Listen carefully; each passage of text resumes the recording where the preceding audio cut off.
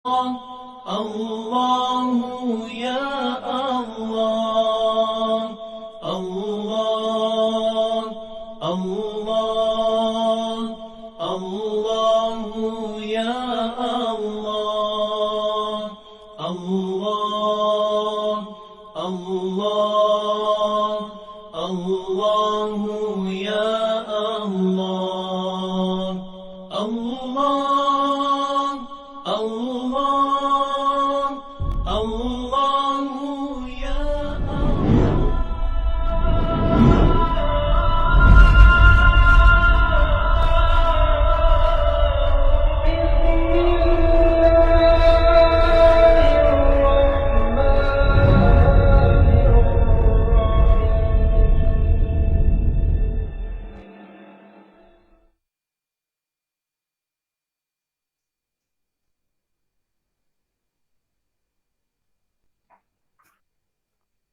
Okey, baca tu nasihat ke-23. Berkatalah pengarang kitab Musannif rahimahullah ta'ala Imam Al-Ghazali, semoga Allah memberi kejayaan pada dia dunia dan akhirat dan kita mengambil manfaat akan ilmu dia. Tinggalkan 4 perkara. Ni nak habis ni kitab ni. Ke-23. Untuk pengetahuan, kita baca 2 kali. 3 minggu baca sekali, lepas tu setiap minggu baca hari Senin. Tapi tak tahulah hari Senin tu kalau dah habis, dah kata kitab ni, saya serah pada Datuk Darul balik lah. Kalau nak sambung kitab lain, sambung lah. Kalau tak ada lah. Okey. Tinggalkan 4 perkara. Wahai anakku yang tercinta. Sekarang aku akan menasihati engkau dengan nasihat terakhir. Ini nasihat terakhir dalam kitab ni. Dia ada 23, lepas tu dia ada 24. 24. Kalau kita tengok 24, kerjakan 4 perkara. Ni 23 buat 4 benda. 24 jangan buat 4 benda, lepas tu habis. 25 doa. Begitulah perjalanan kitab ni. Yang kalau surau yang dah khatam, kalau belajar sebulan sekali, 6 tahun setengah. Habis lah. Macam surau Kenari. Surau Kenari Kajang, 6 tahun setengah baru habis kitab ni. Sekarang ni mereka belajar bab kitab lain pula, bab lain. Memang makan masa lah. Okey. Sekarang ni aku akan menasihati engkau dengan nasihat terakhir. Ini 4 buang 4 benda, tinggal 4 benda, ini adalah iaitu dengan 8 perkara. Maka terima dan nasihatku ini supaya ilmu yang ada pada dirimu tidak menjadi hujah untuk mudarat engkau pada hari kiamat. Maknanya dia kata apa ni? Ilmu ni dia boleh jadi hujah menyelamat kita lah. Ilmu ni dia makhluk. Dia akan bela kita ke akhirat. Dia kata orang ni belajar agama aku. Orang ni berubah, orang ni begini, orang ni begitu. Orang ni sungguh-sungguh, dia saksi. Tak ilmu ni juga, dia boleh jadi hujah untuk menjahanamkan kita. Mudaratkan kita. Macam mana? Dia kata orang ni tak amal. Dia boleh report ni. Dia tak amal ilmu dia ada.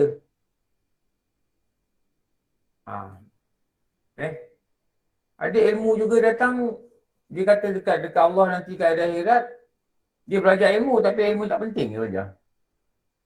Ilmu agama dia tak boleh. Pun ada ilmu akan cakap itu. Ada ilmu dia bagi mudarat. Dia belajar tapi dia nak orang kata dia pandai. Pun jadi gitu juga. Bahayanya benda ni kalau kita tidak melihat daripada persepsi yang betul ilmu ni, dia boleh beri mudarat pada manusia. Kalau kita tidak melihat dan mengetahui tipu daya dia, pun dia boleh beri mudarat pada manusia. Walaupun kita jadi peruntut ilmu agama, dia punya tipuan dia masih ada lah. Sebab tu kawal hati ni dengan ikhlas. Kalau rasa tak reti nak ikhlas, setiap kali datang aja, nak masuk je bilik ni Jumaat pagi, niat je dalam hati. Ya Allah, aku nak belajar, nak dapat redha engkau. Pasang. Minggu depan pasang lagi niat. Minggu depan baru lagi niat. Minggu depan baru lagi niat. Supaya ilmu ni tidak memberi mudarat pada engkau pada hari kiamat nanti. Aku nak kena hati-hati ni. Benda ni bukan kata buat aja okey. Dia ada syarat-syarat ni yang halus-halus ni, yang seni. Kalau kita tak nampak, kita tak dipandu, memang kita sesat. Sebab dia ada lorong gelap. Lorong gelap ni yang orang tak nampak. Lorong gelap ni yang orang tak nampak. Lorong gelap ni lah kita kena dipandu oleh guru-guru kita, oleh ulama'-ulama' besar kita, kitab-kitab mereka, supaya jangan kita termasuk lorong ni. Lorong ilmu ni dulu guru kata ada lorong syok sendiri. Satu lorong nama dia syok sendiri. Masuk je habis. Dia syok dengan diri dia. Hebat aku ni kita. Dia syok sendiri. Itu nama dia lorong ujub. Lorong ujub ni ada dekat lorong ilmu. Dia kata dulu guru dulu kata apa? Ada dalam taman ilmu ni, dia ada macam-macam lorong lah. Salah satu tu lorong ujub. Lorong kita rasa kita bagus tu. Kita kata kita hebat. Tapi tak tunjuk dengan orang. Tak cakap dengan orang. Kita syok sendiri je. Ada lorong juga dia kata hati-hati kadang-kadang kita termasuk lorong jemu. Kau jemu kan? Dia rasa bosan lah. Dia rasa malas lah. Saya bukan nak kata orang lain. Saya bukan dalam itu. Kadang saya tak ada masa lah. Oh, malas nak ajar. Rasa nak berhenti lah. Kadang rasa gitu tau.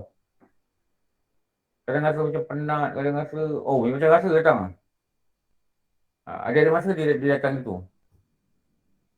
Saya tengok orang lain rehat. Aku pula penat dah tua ni nak lari sana sini. Dia datang rasa gitu lah. Lepas tu orang kata, ulama' kata, baca Quran, tengok makna. Kalau tidak nanti satu hari jemu. Jemu baca Quran. Penyakit jemu ni.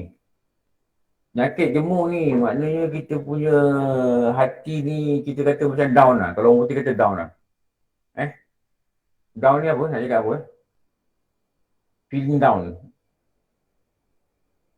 Tahu dia? Putus asa. Bukan putus asa. Apa? Kalau dah down ni biasa putus asa. Lemah semangat lah. Lemah semangat.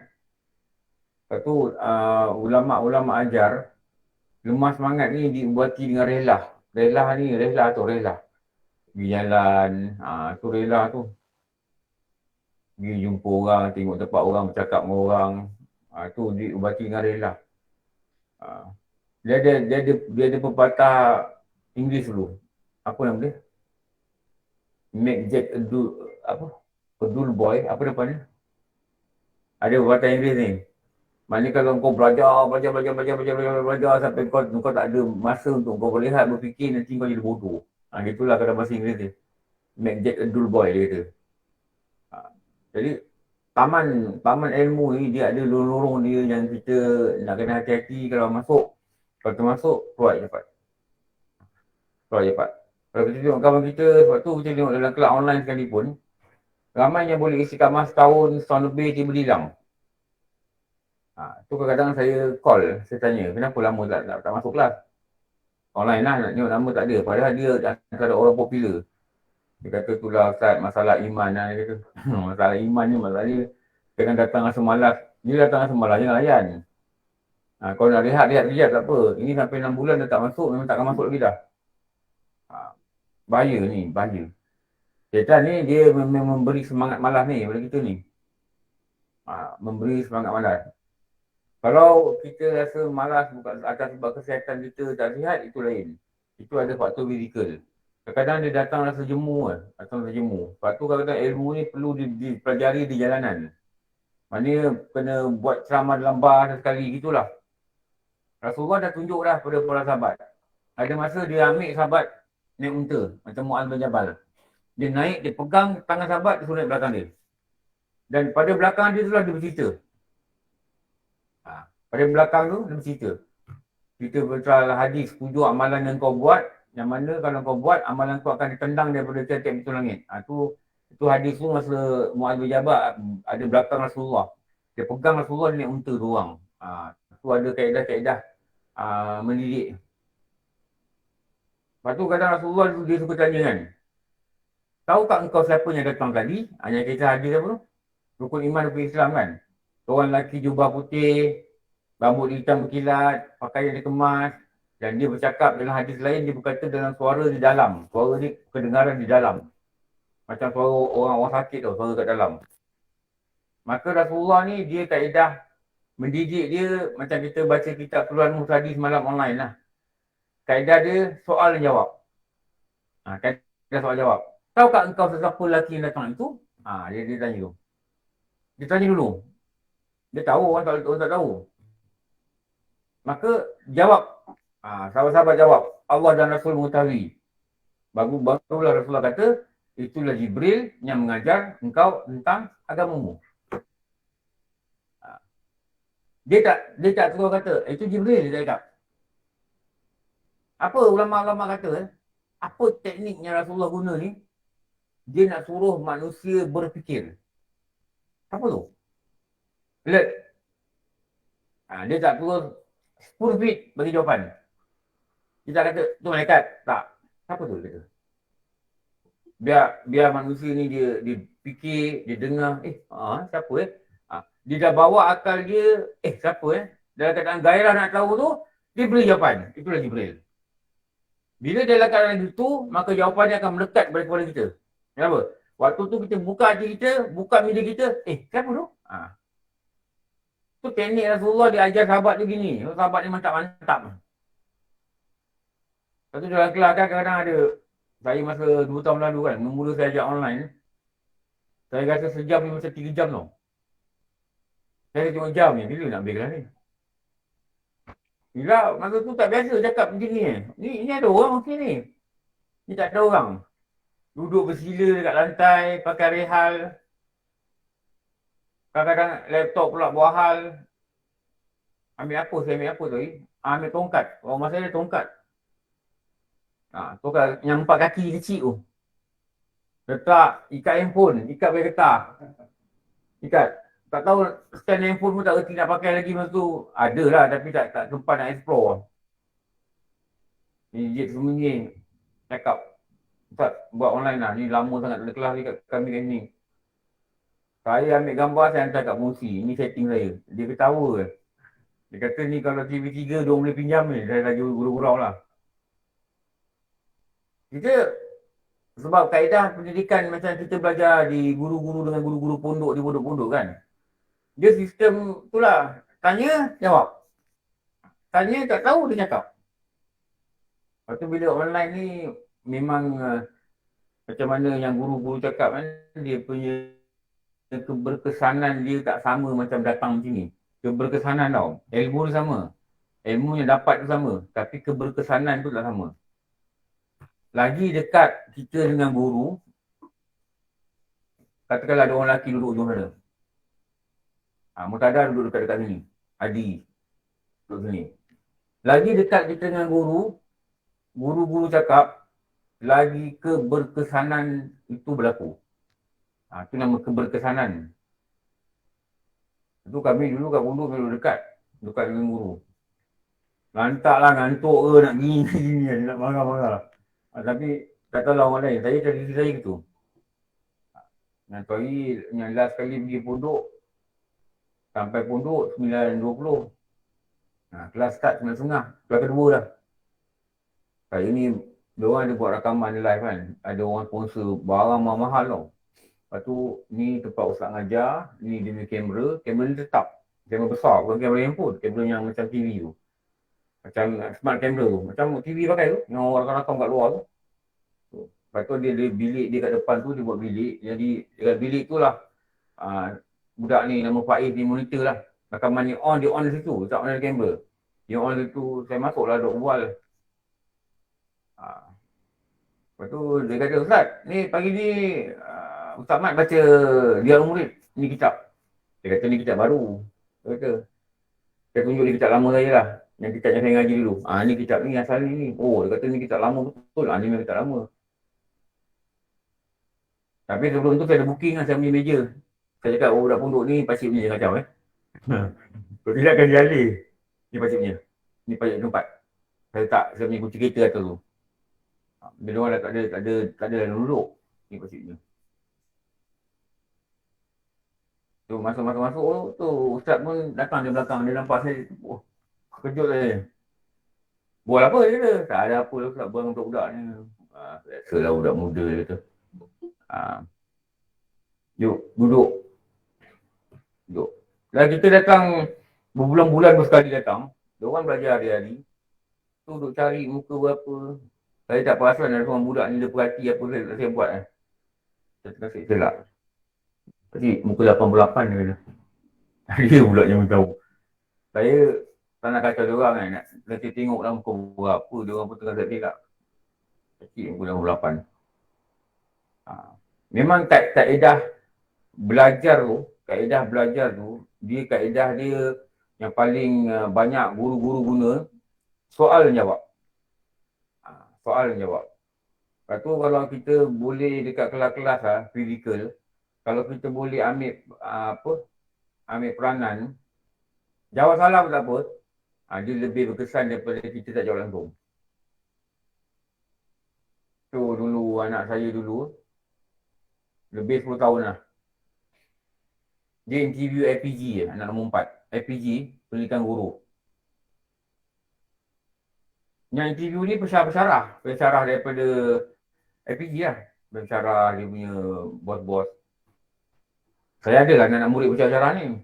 Dia kata, Ustaz, pesan dengan anak Ustaz, aktif dalam interview berkumpulan. Ni yang ramai budak gagal. Dia kumpulkan budak-budak ni 4 orang, dia bagi topik. Okey, bincangkan. Semua orang berpeluang untuk jawab. Siapa paling banyak cakap, dia akan dapat. Faham tak? Sebab dia kata apa? Dia kata guru ni kena macam ni. Bukan jenis. Cikgu baik? Cakap baik tidak? Cikgu berkhabar baik? Ikut dia cikgu. Dia kena tahu komunikasi.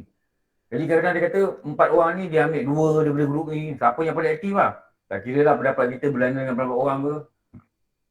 Saya pesan dengan anak saya, kau jangan kunci mulut kau dalam tu. Kalau kau jadi pendiam, kau tak dapat ni. Dia kata dia tahu, dia tahu. Dia kata cikgu dia pun dah pesan lah. Dia cikgu dia tak sekolah lah. Pesan, kalau nak jadi cikgu ni, masa interview ni kena aktif lah, kena gitulah, kena gini lah. Begitu juga dengan belajar. Yang saya takkan lupa satu peristiwa yang saya belajar lah. Entah ada interview, masuk dalam bilik. Kita mak ni masuk, macam tu tak ada COVID lah. Duduk luar. Habis IPG punya pekerja ni, dia ambil kursi, dia susun lah. Mak duduk luar. Bukan luar kelas. Ada satu bangunan lagi. Tapi nampak lah. Anak-anak ni beratur dan TV nampak. Saya duduk lah. Duduk atas kursi plastik. Saya tarik kursi. Saya nampak ada seorang India lah. Saya ingat umur dia mungkin 60. Masa tu umur saya rasanya berapa umur saya? 40 lebih umur dia 60. Dia tengah sini lah. 60 lebih. Lelaki.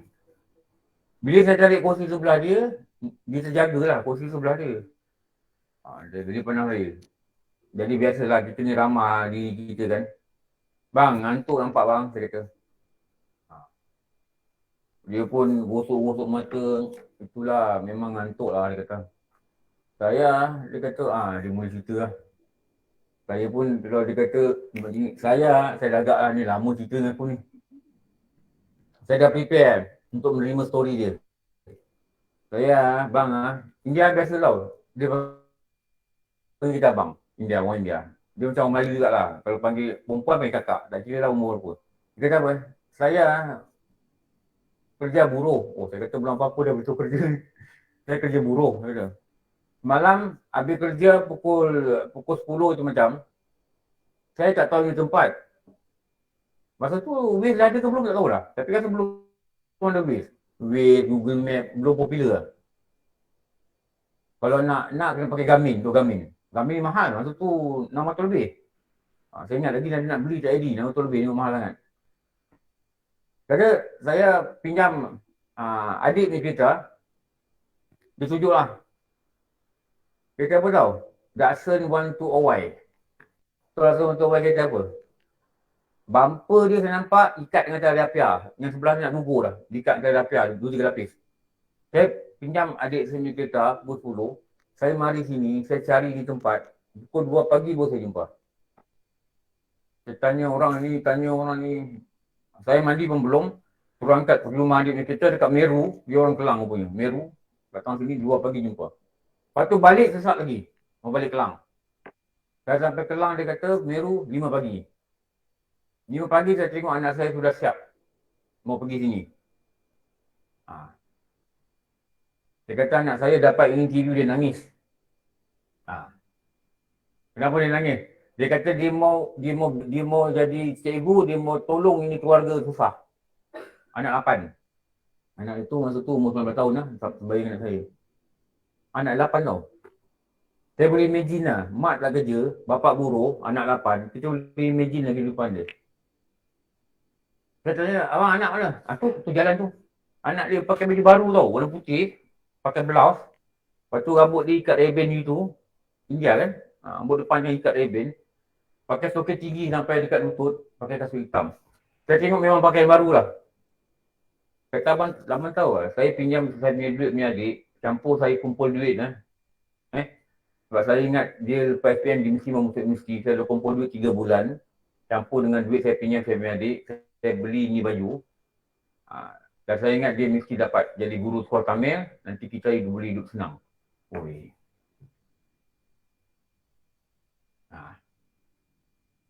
Kalau saya bukan jantan saya akan menangis.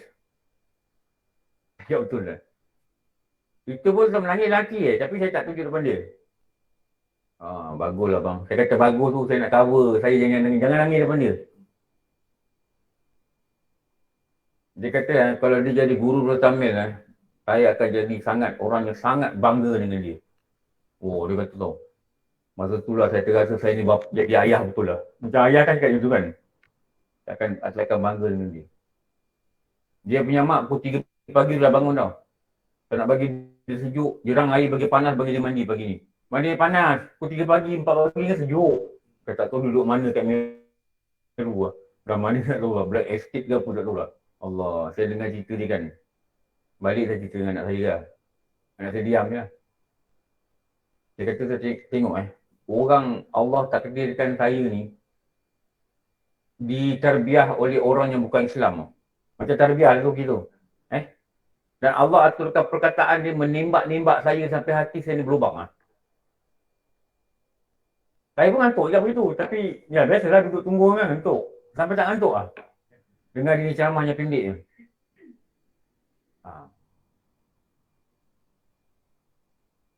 Last kali dia kata saya minta Tuhan tolong saya lah. Wah, tu waktu dia kata Tuhan tu, saya dah cakap dengan hati saya, ya Allah, kau bagi di Islam. Itu je lah permintaan kita kan. Kau bagilah di Islam. Dia dapat tak dapat, anak dia dapat tak dapat, tak tahulah. Tapi bila anak saya dapat jawapan berjaya kan, saya terus ingat abang ni lah, orang India ni. Saya ingat dia. Kenapa saya ingat dia? Saya kata, ya Allah, apa jawapan dia? Kenapa? Kalau dia gagal, anak dia gagal, orang yang pertama akan sedih je saya. Berapa? I know his story. Tolong putih kecil lah. I know how he feel. Then I'm putting my leg at his shoes. Tolong putih kata gitu kan. Saya nak, kalau boleh ada sumber nak tanya, saya nak tanya lah. Tapi nama anak dia saya tak ingat. Tapi apa yang Allah nak ajar kita, tu yang kita kata tu. Apa yang Allah nak ajar kita? Kenapa Allah takdirkan perbualan tu berlaku? Kenapa kita ditakdirkan tempat lain banyak tempat duduk? Kita pergi duduk sebelah dia. Apa Allah nak tahu kita, nak tengok kita? Dia punya harapan yang tinggi pada anak ni sampai dia kata ini baju pun bang, baju kerja kita tahu semalam punya baju dia. Dia buka baju. Dia balik ke 10, dia ambil kereta adik dia sesat kat sini, dia tanya orang sini, orang kata kat sini, tanya orang sini, orang kata kat sini. Dia kata ini tempat tak ramai orang tahu tau dia kata. Saya tanya abang tanya apa? Saya tanya maktab perguruan. Saya kata sekarang bukan pergi maktab. Oh iya kah dia kata? Dulu dia anak buah dia pergi maktab perguruan Johor Bahru tu. Itu maktab Temenggung Ibrahim. Ya, Temenggung Ibrahim tu. Sekarang bukan panggil maktab, sekarang panggil Institut Pendidikan Guru, IPG. Oh iya kah? Kian yang tengok dia. Muka orang tak tidur malam dengan kerja buruh. Buruh kan kerja kasar kan. Allah. Saya kalau nampak FBG, saya ingat cerita tu lah. Benda yang saya belajar. Kita kongsi lah. Semoga kongsi ni dia ada kongsi benda baik. Kongsi ni dia ada cerita di sebalik tersirat ni yang mengajar hati kita. Hati kita tersirat, dia tak nampak. Jadi cerita tersirat tu dia mengajar benda tersirat. Tapi kalau ceritanya tersurat yang ditulis, kadang-kadang dia hanya mengajar pada benda yang lahir. Oh, cerita tu mahal. Saya dapat benda tu, saya rasa mahal. Lagi mahal daripada orang berceramah depan saya. Pada saya sangat mahal. Soalan satu yang saya jawab lepas tu, adakah saya syukur dengan apa yang saya ada? Masa tu saya pakai kereta Proton Saga WPF 3071. Proton Saga merah. Proton Saga yang lama tu. Masa tu lah saya fikir kereta ni teruknya kereta ni. Saya baru berfikir tau. Bila aku nak beli kereta baru. Sekali Allah tunjukkan kat saya, Datsun untuk OY. Daripada Meru datang, ikat dengan tali rapia, bangku sebelah kanan. Baru saya kata, ya Allah syukur aku ada kereta Proton Saga. Allah bagi direct, pam, dia tahu, ketuk hati kita. Baik saya punya adik ada kereta bang, itu kereta. Ini kereta apa okey juga. Datsun untuk OY ikat dengan tali rapia, dia kata okey. Orang bukan Islam boleh kata okey pada apa yang diberi pada dia. Walaupun dia mempercayai benda yang batil kan, tapi dia boleh kata, ini kira okey lah, boleh pakai. Kita Proton Saga yang saya dah pakai 10 tahun, tak ada cakap, ni okey lagi, syukur lah aku ada kereta ni. Kalau kita tak cakap gitu, kita gagal dari segi disiplin. Disiplin menerima pemberian Allah, gagal. Tu saya suka berbual dengan orang ni, kadang-kadang saya banyak belajar lah. Saya macam belajar, macam saya rasa saya jadi macam kehidupan dia lah, jadi buruh. Saya rasa saya belajar gitu, saya belajar kan. Jadi dapat benda yang kita dapat lah. Ni Imam Ghazali ni dia ajar dia kaedah gitu ni. Dia kata, ada ilmu, jangan jadi hujah kita mudarat. Tapi biarlah jadi ada ilmu, jadi hujah yang menyelamat. Biar dia jadi saksi yang kita lah. Kita catik, kita dengar, kita awam mengantuk, kita salin, kita faham. 4 perkara mesti kau tinggalkan dan 4 perkara lagi mesti kau laksanakan. Mesti apa ni? Mesti kira wajib. Wajib untuk buat bila kau jadi penuntut ilmu, bila kau nak jadi orang baik, orang soleh, mesti buat. Guru ni, Imam Ghazali ni, dia arah anak murid dia, kau mesti buat. Jadi kalau anak murid ni, guru ni dia kata dengan anak murid, kau mesti buat. Kalau dia tak buat, dia dosa pada guru dia dan akibat yang paling besar, ilmu tak berkat. Ilmu tak berkat. Ini yang kena jaga. Kalau kita cacat hati dengan guru kita, kita tengok guru kita ni, kita cacat hati dengan dia, ada benda kita menyampah dengan dia, ada benda kita kutuk belakang dia, nasihat saya, jangan belajar dengan dia lagi. Kita orang lain. Nanti ilmu tak berkat. Mungkin dapat ilmu lah. Mungkin dapat ilmu. Tapi ilmu yang ada tu bawa kita sombong. Bawa kita jadi sombong. Bukan jadi makin baik. Lepas tu, sebagai manusia, mesti bersedia menerima kekurangan guru. Kalau boleh terima lah. Kalau tak terima, kena cari orang lain. Cari. Mungkin cari belajar orang lain, jumpa pula kekurangan ni. Mesti boleh bersedia menerima. Bukan kekurangan bersalah. Kalau guru tu minum arak apa tu, bukan guru. Tu orang lain tu pelik tu. Tu pelik. Itu orang pelik. Tu tak belajar langsung dengan dia. Okey. Perkara pertama, apa dia? Seboleh-bolehnya. Apa maksud boleh-bolehnya? Kalau boleh, semaksimum mungkin. Tu maksud seboleh-boleh. Seboleh-bolehnya, dia kata. Jangan engkau bertengkar. Okay, kita tulis kat sini. Apa kita tulis ni? Tinggalkan 4 perkara. Ini nasihat dia yang terakhir. Macam mana tau? Dulu guru kata macam mana? Mak kita, dia hantar kita kat Jaya Ketapi. Kita ni nak masuk asrama. Mak kita tak hantar kita ke sekolah. Mak kita hantar kat Jaya Ketapi. Jaya Ketapi ni nanti, mak kita akan bagi nasihat. Betul tak? Selalunya mak apa gitu. Dan selalunya yang kat Jaya Ketapi ni, nasihat yang besar-besar yang penting.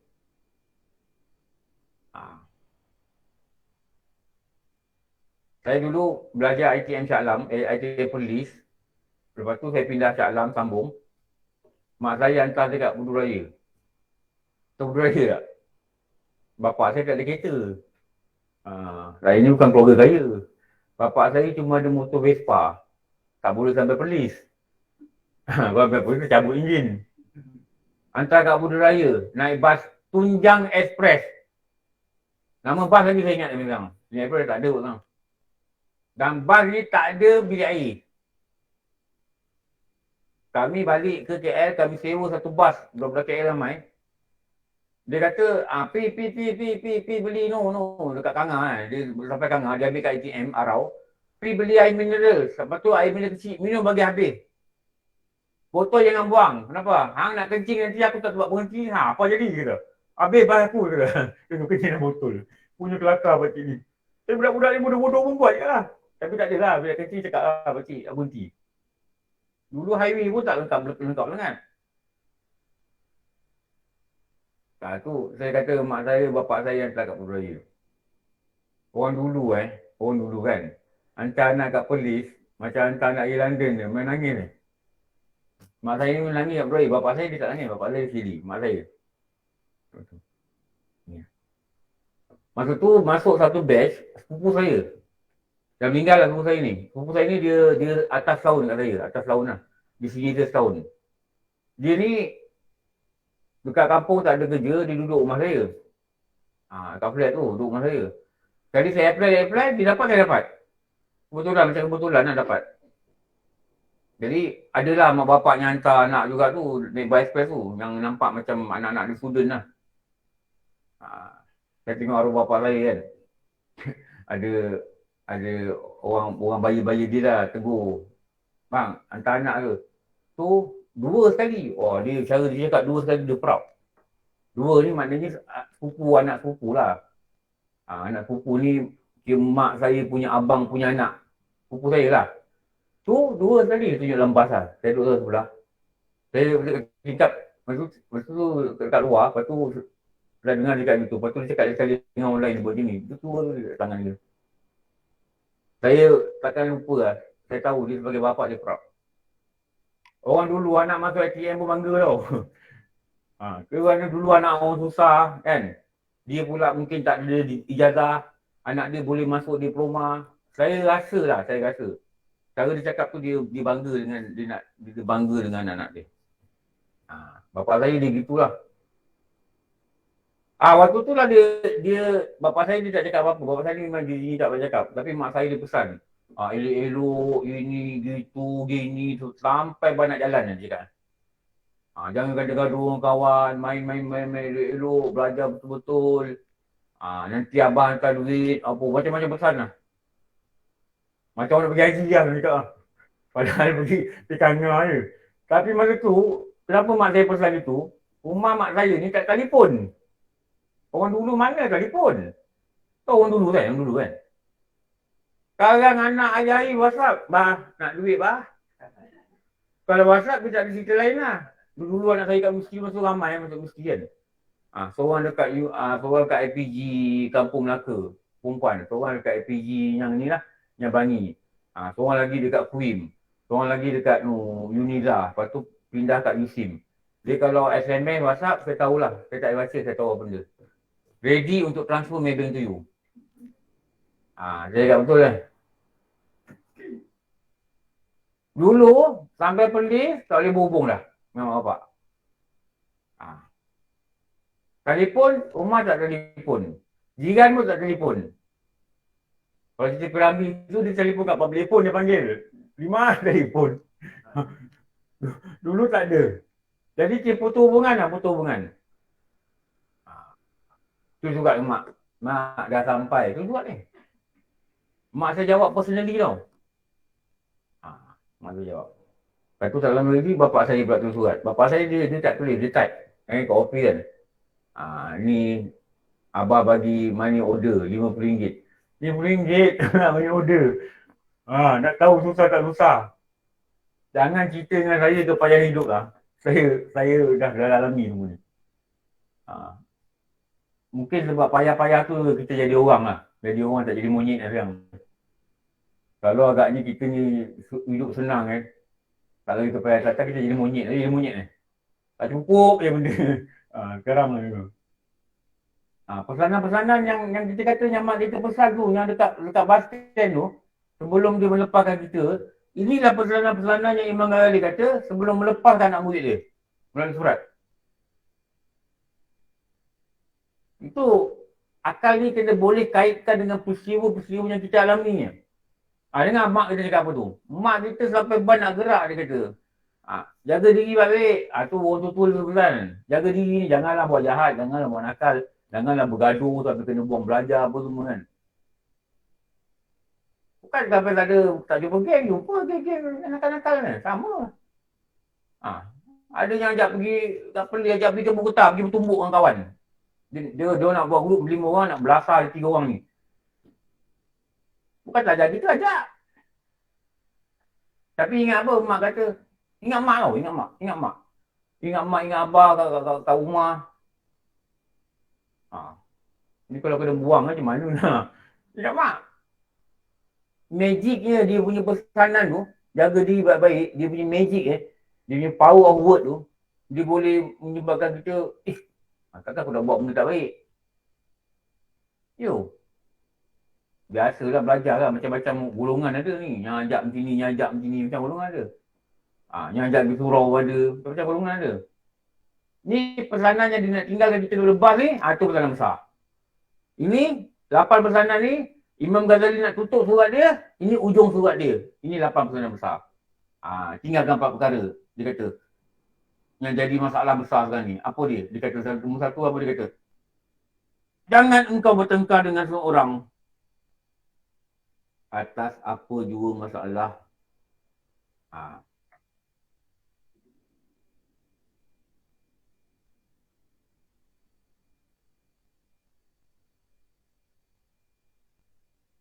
Atas apa jua masalah. Jangan bertengkar. Dia pokok dia pertama, jangan bertengkar. Ini pesanan besar yang terakhir ni. Jangan bertengkar. Anak murid ni dah belajar dengan dia. Dah ada ilmu. Jangan bertengkar. Kerana dia kata pertengkaran ini mengandungi bermacam-macam penyakit. Dia penyakit. Suka bertengkar ni penyakit. Suka bertengkar ni penyakit. Penyakit apa? Penyakit hati. Sebab tu jangan bertengkar dengan orang. Saya kalau orang WhatsApp saya, dia tanya masalah, saya cerita, dia cakap B, saya cerita lagi, dia cakap C, saya block. Dah. Tak ada lagi cakap dengan saya, tak nak. Saya block. Saya bukan tak jawab, saya block. Kenapa saya block? Saya tak tengkar. Saya nak terima apa yang saya cakap, pulang. Saya tak ada masalah apa-apa. Saya tak paksa. Tapi apa yang saya belajar, begini. Jangan paksa saya cakap apa yang dia nak. Tak boleh. Kalau saya belajar macam ni, inilah. Okay, tapi ustaz ni kata, terserah. Kalau kau kata ustaz kata begitu, kau ikutlah. Kau boleh dia. Tahu tak? Boleh dia. Kau dah dapat pendapat. Kau dah dapat tahu. Tapi saya tak puas hati dalam pendapat ni. Tak puas hati dengan apa saya cakap. Saya ada kitab saya tunjuk. Saya ada guru saya rujuk. Bukan saya cakap suka-suka. Ini cerita dia. Kau tak setuju, ada pula lah. Nak cakap apa lah. Tak. Tapi jangan ajak saya bertengkar. Saya tak nak. Saya tak pandai bertengkar dengan orang. Sama juga dalam meeting-meeting ni. Meeting-meeting jabatan. Saya bertengkar. Department ni dengan department ni bergaduh. Dia macam budak-budak lah. Kadang dia fikir betul ke? Kalau kat swasta kan. Kita mungkin bergaduh je nak mati. Yang kaya buat kita. Kita. Dia dapat gaji tu je. Dia bincang dengan elok. Cukup. Kalau tak boleh, serah pada bos. Biar dia decide. Biar dia pening. Bos, kita nak buat macam ni. Tapi department ni kata dia nak buat macam ni. Jadi macam mana bos? Suruh.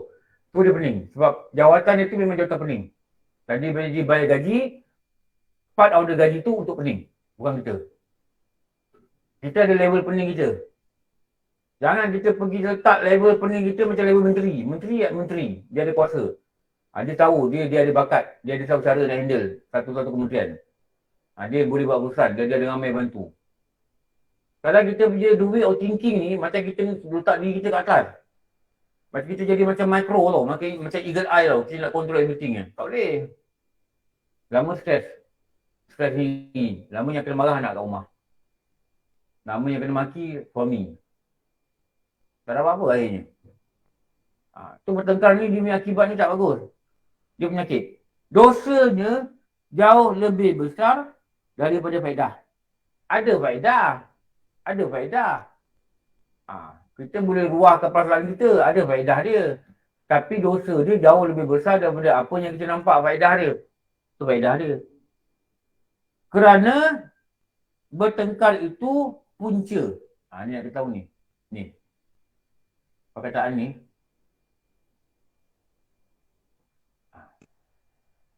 Ni. Tulis kat sini. Bertengkar itu punca. Itu kadang-kadang kan, ada orang pergi pensin. Tanya dia, akak sekarang buat apa pensin? Abang pun dah pensin kan? Abang pensin setahun awal lah. Akak baru ni lah, baru 2 tahun ni lah. Baru setahun, dia dah 2 tahun dah pensin. Habis buat apa? Tak ada apa, bertengkar kat rumah. Dia just a silly word tau. Yang saya rasa memang selalu bertengkar lah. Kalau itu yang dia jawab first thing tak ada apa bertengkar dengan abang kat rumah. Itu kerja dia kita. Maknanya saya nampak dia hari-hari bertengkar. Mungkin dia hari bertengkar. Kadang benda yang kecil-kecil masuk masak sup tak ada garam, yang ada garam. Dulu masa tu kerja tak sempat nak bertengkar. Sekarang benda-benda kecil-kecil bertengkar. Elok buat benda lain lah. Yang lebih bermanfaat lah. Elok sama-sama duduk. Okey, jom kita baca Quran. Kita kata semayang lah. Jom kita belajar agama. Kita pergi belajar agama. Itu lebih baik. Dia kata, abang dengan saya buat 2 benda. Satu, ukur jalan. Depan ke belakang, belakang ke depan, depan ke belakang, depan. Ukur jalan dari rumah lah gitu. Mana keluar depan ke depan, belakang ke depan, belakang. Tak ada apa nak buat. Nombor 2, bertengkar. Itu juga kerja kami hari. Okey lah, dia kata ada kawan nak bertengkar. Jangan cakap perkataan ni tau. Jangan cakap perkataan ni tau. Jangan cakap perkataan ni. Kenapa? Ini yang dibimbangkan oleh Imam Ghazali. Terutama bila kita ada ilmu.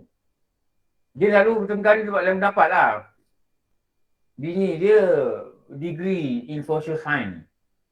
Dia degree in science sport. Fine juga tu. Dan bila ada isu yang dipertengahkan oleh masyarakat, dia akan gunakan ilmu dia untuk mempertahankan satu benda, dan dia ni akan gunakan ilmu dia untuk memperkatakan dia betul. Bertengkar lah. Bertengkar. Lantak lah kau nak fikir macam mana kau fikir lah. Asal tak salah benda syariah cukup. Dah. Dah bertengkar. Bini dia pangkal biru, suami dia pangkal hijau. Pun bertengkar kat rumah. Tak ada kerja lain ke nak buat. Ni punca ni, daripada bertengkar ni, jelas Imam Ghazali sebut ni, pakar-pakar hati, ulama'-ulama' yang pakar tasawuf ni, kita ni pedaki hati ni bab tasawuf. Tasawuf ni, dalam Ahli Sunnah wal Jamaah, dia ada 2 pelupur. Satu, Syekh Junaid Al-Baghdadi, satu lagi Imam Ghazali. Ni pengarang kitab bila ni. Syekh Junaid Al-Baghdadi dengan Imam Ghazali, ada juga ulama kata Abu Yazid Al-Bistami. 3 ulama yang mempelopori ilmu tasawuf ni, yang menceritakan tentang dengki macam mana, sombong macam mana, hasad macam mana. Ni satu orang ulama ni nama dia Imam Ghazali. Ini yang kita pakai. Kalau tauhid kita pakai 2 ulama kan. Apa dia? Apa nama dia? Ahli Sunnah wal Jamaah dia pakai 2 ulama. Abu Hasan Al-Asy'ari. Abu Mansur. Abu Mansur Al-Maturidi. Kalau fiqh kita pakai apa? Imam Syafi'i. Dan 3 juga pendapat ulama mutabar. Imam Hanbali, Imam Maliki, lagi Imam Hanafi. Dan itu boleh tahu tak? Itu very basic ke. Itu very basic. Okey. Bertengkar itu punca. segala penyakit hati yang lain. Segala penyakit hati. Apa dia yang pertama? Ni kita buat ni, kita nampakkan pada otak kita supaya jangan bertengkar. Satu, dia jadi riak. Dengan bertengkar juga nanti akan timbul penyakit lain. Nama dia apa? Nama dia hasad, hasad dengki. Kalau kau bertengkar dengan adik-adik, suami isteri, jangan bertengkar. Cuba elakkan sesi pertengkaran. Kat rumah ke, kat pejabat ke. Jangan bertengkar antara departmen, jangan bertengkar antara AJK, jangan bertengkar antara kita dan kita. Jangan bertengkar. Cuba rehatkan hati, duduk dengan harmoni. Bila hati rehat, nak ibadat pun tenang. Kalau hati berserabut, bergaduh dengan orang ni, besok bergaduh dengan ni, tu yang sakit jantung. Tu yang jadi stres. Balik pula bergaduh dengan anak, bergaduh dengan suami, ada benda tak kena. Besok pagi dalam kereta bergaduh lagi orang sebelah. Ton hon. Benda kecil je, tak payah hon. Hon ni, kita geram. Bila kita tekan hon, sebenarnya kita tekan hati kita. Bagi sakit. Kecuali kita tekan hon ni, ada orang buta lalu, tak perasan, takut dia masuk lubang, takut dia kena langgar kereta, itu kita boleh hon. Kalau setakat orang buat benda-benda sili, biasalah, orang rumput kan. Orang potong, kadang-kadang merah, lama sangat, kawan ni baca WhatsApp, merah, baru 2 saat merah, 3 saat, kita pon. Bila kita pon ni, kita sakitkan kita. Bila dah pon, mesti ada keluar cakap, kan? Lembab ni, bodoh, mula lah. Kau ingat ni kampung tu, orang nak cepat ni, orang Kuala Lumpur tau. Wah, cakap tu orang ni. Ni KL tau, orang jam tau. Aku dah lah tadi, kau cakap ke siapa tu? Ini saya tadi nak gila ni. Kenapa? Cakap dengan seorang. Kau tak tadi aku 5 pagi bangun, aku urus anak aku pergi hospital. Ni seorang ni, kan kita. Kau tak pergi jadi lelaki aku marah aku. Kau lagi lambat kat depan, dia cakap dengan seorang. Siapa dengar kau tu? Tajin nak hantu mana dengar kau? Cakap dengan seorang. Cakap ni, tuan. Ni kalau ada sikap macam ni, pergi psychiatric. So psychiatric. Itu tanda nak kena psychiatric. Tanjung Rambutan. So, Tanjung tak ada rambutan punya. Ramai orang macam ni yang CL. Dia stres. Sampai orang pergi kan, muka basam ni. Orang tegur, kak dah minum? Belum. Ber pun tak jawab. Belum. Kalau belum tu baik-baik. Jangan tegur lagi.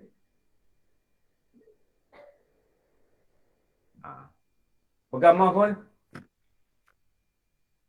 Apa hal balik tikus begini? Buka drawer, pam. Dia kena pergi rawat lah. Dia rawat di rawat. Hari ni dia balik mau kat sini, besok dia boleh bawa orang sebelah. Saya kerja 34 tahun. Dan saya perhati benda ni memang ada dekat pejabat yang selalunya orang perempuan. Saya cakap terang lah. Jangan marah cakap lah. Selalunya orang perempuan yang ada anak ramai dan kadang-kadang orang perempuan yang tak kahwin. Ini saya cakap terang pengalaman saya ni. Selalunya orang perempuan. Datang muka, orang kata muncul dia daripada Putrajaya ke KKR lah. Saya cakap tu lah. Tak tahulah dia bergaduh ke siapa ke, dia bergaduh tu. Tak tahu lah. Sekarang sampai kita kalau ada pagi-pagi dah suruh dia buat kerja, kita kena tengok mood dulu. Kalau dia duduk, dia nyanyi lagu Rafiq buang, okey cantik. Tapi kalau dia duduk, dia membuang-buang, tu kan Rafiq buang ni lagu tu. Jangan suruh dia buat kerja. Ada staff itu dulu. Hari ni dia komplain dengan bos saya, dia kata saya tak pergi kerja. Tapi tak ada apa nak buat. Bukan saya tak pergi kerja, saya cakap bos. Bos, saya cakap dia, one fine morning, you tengok macam mana watak dia masuk office. Saya cakap dengan bos saya gitu. Akhirnya dah lama tu kata, oh dia ni kepala angin. Boleh tahu. Takkan saya nak pergi sakit hati saya dengan saya tu buat kerja dan dia cakap macam-macam. Sedangkan saya ada staff lain yang boleh buat dengan baik. Betul tak? Tu je. Tu je punca. Saya tahu dia ada dia salah kan. Bini nombor 2 apa benda. Dia tahu dia ni. Dia tahu. Takkan saya nak pergi serahkan diri saya untuk kena marah. Betul tak? Apa dia bagi kerja kalau dia datang waktu gitu. Tu tak bagi dia kerja. Kat sini tak ada kot. Sini wanita solehah. Tak ada kan? Sini pakai mask, muka munyuk tak nampak. Tu yang istimewa tu. Muncung pun tak nampak kan? Sama ada datang ofis dengan hatinya riang, atau berlepas bertengkar dengan suami, orang tak nampak. Macam elok pagi-pagi pakai mask. Selain daripada COVID lah, pakai mask. Muka masam ke, muka apa ke, orang pun tak tahu. Cuma body language lah. Tekan je komputer. Baca email. Apa tak kena baca email. Ni malas ni. Ni. Pergi refer kat psychiatric. Sebelum ada orang kena baling dengan meja. Saya cakap betul ni.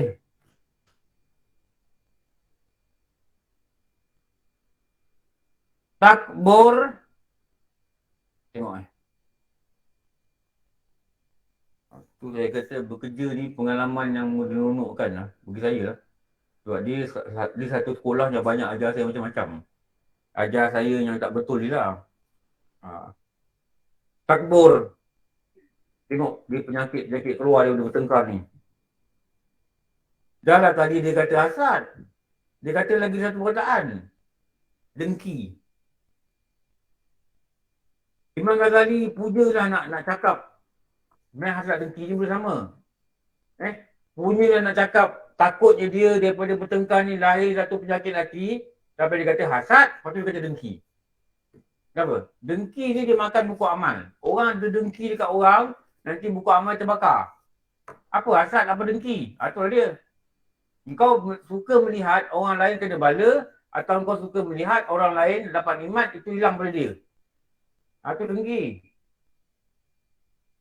Dia 2 tahun dapat APC. Anugerah Khidmat Cemerlang. Tahun ni dia tak dapat. Orang lain dapat. Kita kata apa? Padan. Tahun ni tak dapat. Itu dengki. Bila cakap begitu aja, maknanya dia dapat nikmat dulu. Dapat RM1,000. Dapat RM1,000 kan? Dapat anugerah. Tahun ni tak dapat. Jadi kita seronok tengok nikmat tu hilang pada dia. Buku amal kita dibakar. Macam mana kayu makan, api makan, kayu yang kering. Inilah hadis Nabi kata. Rasulullah ni dia suruh beritahu, lajunya amalan kita dibakar, dengki. Berarti Imam Ghazali ni dia kata hasad. Depan tu dia kata dengki. Ni masa saya belajar kitab ni, guru orang gitu. Dia dengki dengan orang gitu. Kalau orang tu kita tak suka sekalipun, dia dapat apa-apa lah, dia nikmat kebaikan. Nak hilangkan setan ni, jangan bagi keluarkan perkataan dengki ni, jumpa dia tahniah. Walaupun kita kata dia tak layak dapat, ramai orang lain dapat, tak apa. Kita cakap tahniah. Rezeki kau ni. Syukurlah rezeki kau. Kita ucap tahniah. Tutup kita dengki. Walaupun secara pribadi kita tak suka dengan dia. Kita katalah dia ni aircon kuat lah. Pakai blower kipas. Ini kalau kipas ni aircon. Ni 2 horsepower punya. Kata dia tu dengan orang. Mana kita dengki dengan dia. Ni perkataan ni banyak keluar kat pejabat ni. Bodek apa. Macam lah.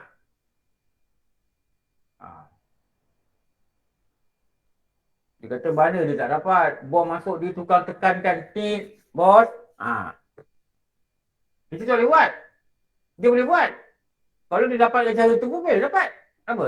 Dia boleh buat. Tak kuasa aku nak tit, bos. Tak kuasa dah. Betul. Kalau pada kaedah tu lah, dia dapat benda tu, dia dapat. Tak ada masalah apa-apa. Dia kata, Ustaz, dia punya aircon tu kuat. Dan ikut kau rosak tak maintain. Dengki. Apa lagi ni? Permusuhan. Tengok biar kita buat cabang ni banyak-banyak. Bagaimana Imam Ghazali buat. Permusuhan. Imam Ghazali buat itu. Nanti kita nampak Akibat dia banyak. Punca daripada satu benda yang dikatakan bertengkar.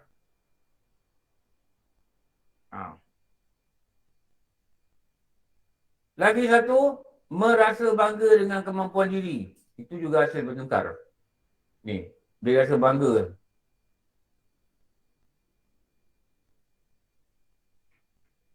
Dengan kemampuan diri. Dia kata dia bagus. Dia kata kalau aku tak ada, BPM ni tutup lama dah. Dia kata.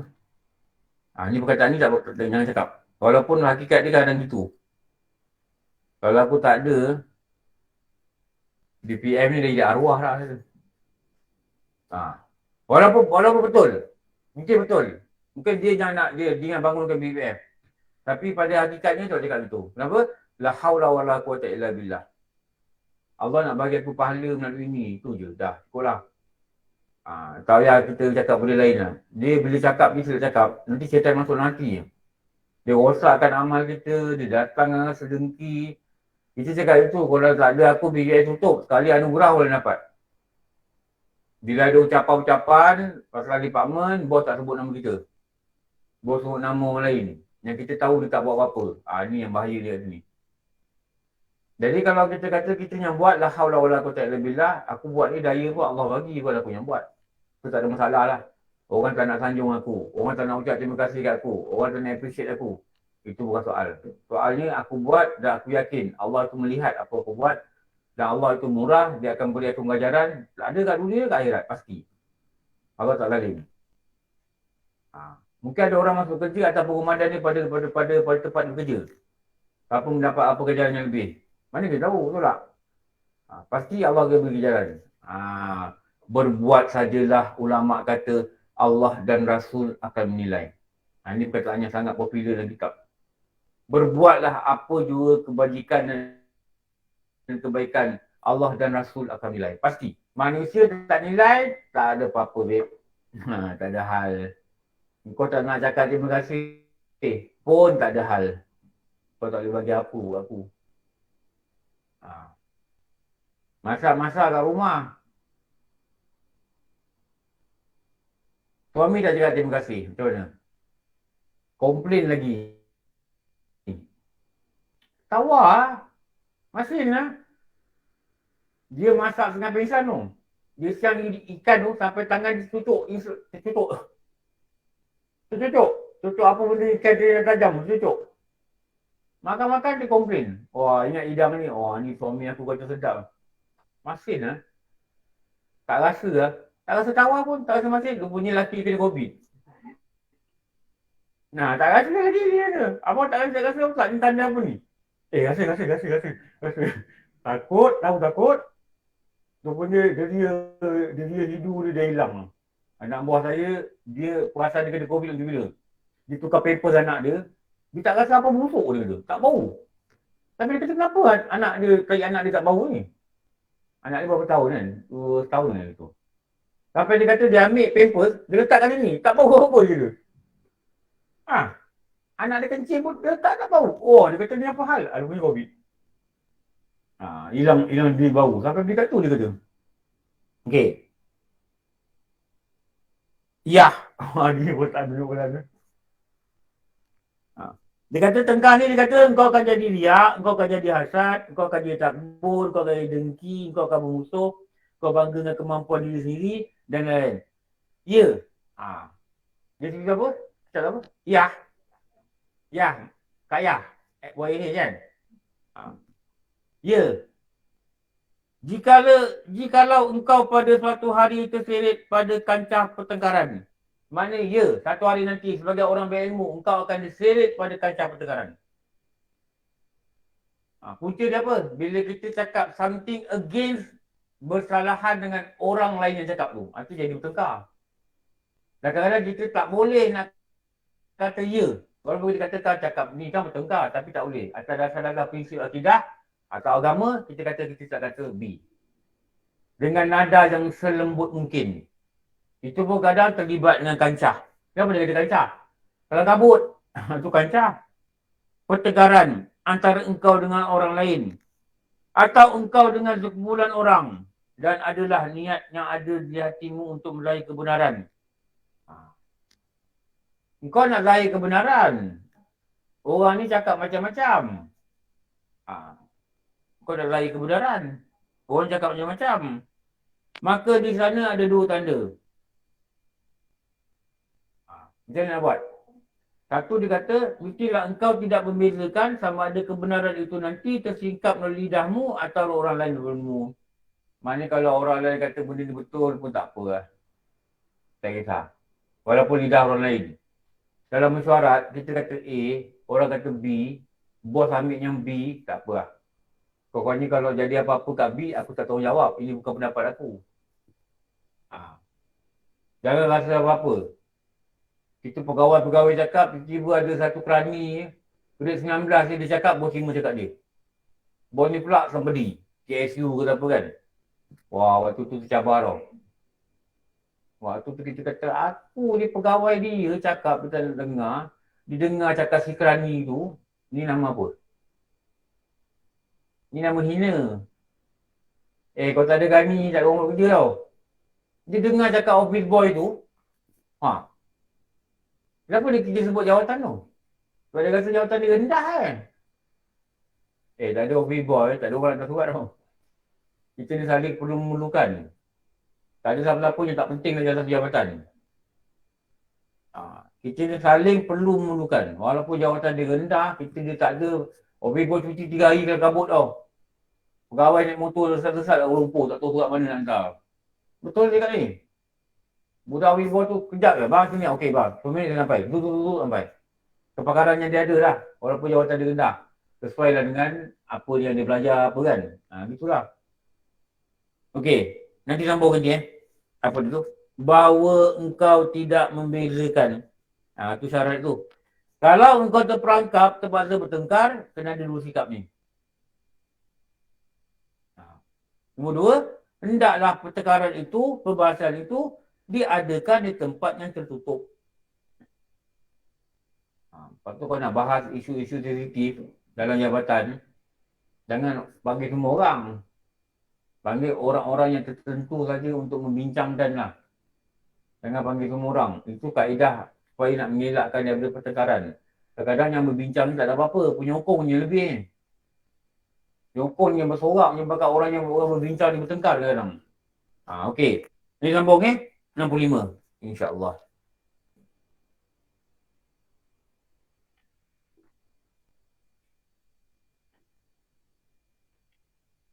Okey, boleh tanya?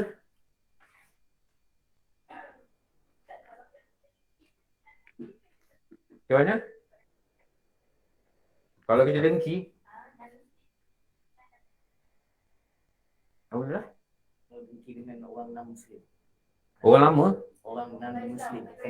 Non-Muslim? Itu pun tak digalakkan sebenarnya. Apa saja salah pada orang manusia tu minta maaf. Sebab bila dia dengar dia sakit hati. Rasulullah kata siapa yang menyakiti hati zimmi ni orang yang bukan Islam. Tapi dia tak kacau kita lah. Dia dengan hal dia. Seolah-olah dia menyakiti aku. Rasulullah jaga zimmi ni. Tak boleh sakit hatikan dia. Tak boleh buat apa-apa kat dia yang tak baik tak boleh buat. Walaupun dia bukan Islam. Selagi dia tidak menentang Islam, Zimmi ni lawan dia Harbi. Harbi ni kat Malaysia ni saya rasa macam jarang ada lah. Ada kot tapi jarang lah. Tapi kebanyakannya yang duduk keliling kita kat pejabat kita ni Zimmi lah. Cuma mereka tak faham tentang mumpat, mereka tak faham tentang ni kan. So kadang mulut dia laju sikit. Kita yang faham ni, kita kena tahu dia ni bukan Islam.